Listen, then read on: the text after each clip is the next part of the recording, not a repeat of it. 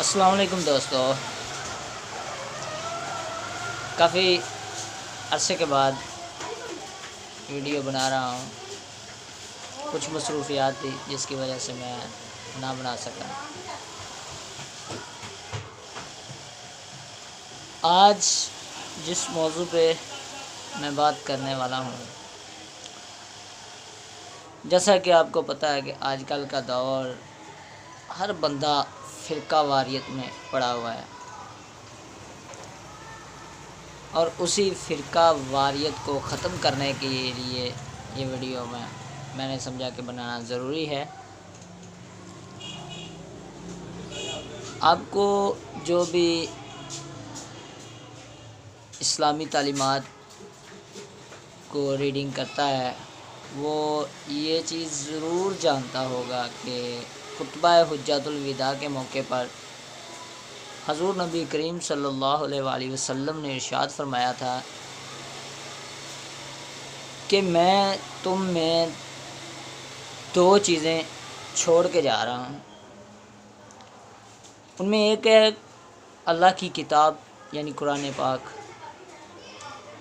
اور دوسری ہے اہل بیت۔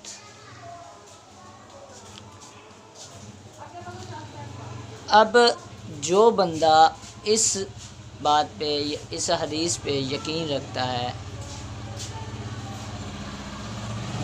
تو وہ تو فرقہ واریت سے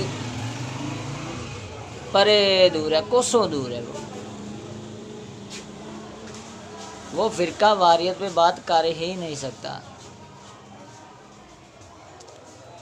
وہ کیوں نہیں کر سکتا؟ کیونکہ اگر وہ اہل بیت کو مضبوطی سے تھامے گا نہیں تو پھر وہ فرقہ واریت پہ بات کرے گا، لیکن جس نے اہل بیت اور قرآن پاک کو مضبوطی سے تھام لیا وہ کبھی بھی فرقہ واریت پہ بات نہیں کر سکتا۔ اس کی وجہ کیا ہے کہ ایک فرقہ ہے وہ کہتا ہے کہ ختم نہیں ہے، میلاد نہیں ہے، فلان نہیں ہے، تمکان نہیں ہے، کافی چیزیں ہیں۔ اور ایک فرقہ ہے کہ جو علی کو ہی سب کچھ مانتا ہے، صحابہ کو کچھ نہیں سمجھتا۔ فرقے کی میں بات نہیں کرنا چاہتا۔ خیر، بعد میں کچھ یہ کہنا چاہتا تھا کہ فرقہ واریت سے اگر دور رہنا ہے تو یہ اہل حدیث، اہل تشیع، اہل سنت و جماعت چھوڑ دو، ان سب چھوڑ دو۔ حالانکہ میں خود اہل سنت و جماعت چھوڑ دو، کسی کے پیچھے مت جاؤ۔ جانا ہے تو اہل بیت کے پیچھے جاؤ، سیدان کے پیچھے جاؤ، سادات کے پیچھے جاؤ، جو سید زادے ہیں ان کے پیچھے جاؤ۔ تمہیں خود بخود پتہ چل جائے گا کہ فرقہ چیز کیا ہے، اور خود بخود پتہ چل جائے گا کہ اصل جماعت جو ہے وہ حق پہ جو جماعت ہے وہ ہے کون۔ چھوڑ دو ایک دوسرے پہ تو لعنت کرنا، کسی کی بات مت سنو۔ میرے نبی کریم صلی اللہ علیہ وسلم کا ارشاد سنو، اہل بیت کو تھام لو مضبوطی سے، پھر کبھی بھی تم لوگ فرقے میں تفرقہ بازی نہیں کر سکتے۔ چھوڑ دو سب کو، سب جماعتوں کو چھوڑ دو، صرف ایک جماعت پکڑو، اہل بیت کی۔ تم لوگ کبھی بھی فرقہ واریت میں آ کر توبہ نعوذ باللہ استغفر اللہ، اللہ کسی کو یہ کام کرنے کی ہمت بھی نہ دے۔ میری تو یہی دعا ہے کہ گستاخی کرنے کی ہمت نہ دے، کیونکہ فرقہ واریت میں بندہ یہ بھول جاتا ہے کہ ہم کس ہستی کے بارے میں بولنے جا رہے ہیں۔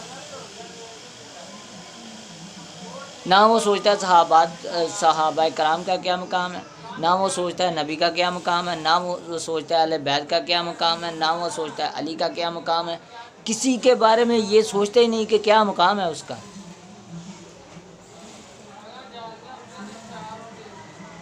جو دل میں آیا، جو ذہن میں آیا، جو علم میں آیا، بس بول دیا۔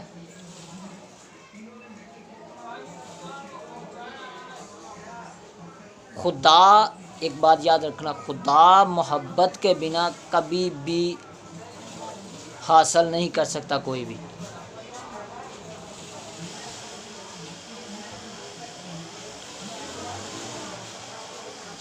اگر اہل بیت کے پیچھے چلو گے تو کامیاب رہو گے، کسی جماعت کے پیچھے نہ چلو، صرف اور صرف اہل بیت یعنی کہ وہ جو سادات ہیں، سید زادے ہیں، ان کے پیچھے چلو،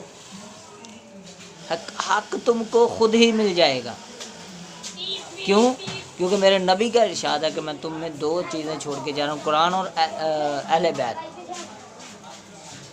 اور ایک بات اور یاد رکھنا، سید زادہ وہی ہے، سید زادہ وہی ہے جو شریعت محمدی پہ پورا اترے گا۔ وہ سید زادہ کبھی نہیں ہو سکتا جو شریعت محمدی سے الگ تھلگ ہو کے چلے۔ ایک چھوٹی سی مثال دیتا ہوں آپ کو، یعنی کہ اس کی مثال یہ ہے کہ جو کلمہ الگ لے کے چلے، جو نماز الگ لے کے چلے، جو اذان الگ لے کے چلے، وہ کبھی بھی سید زادہ نہیں ہو سکتا۔ بس اتنی سی بات کہنی تھی۔ اللہ حافظ۔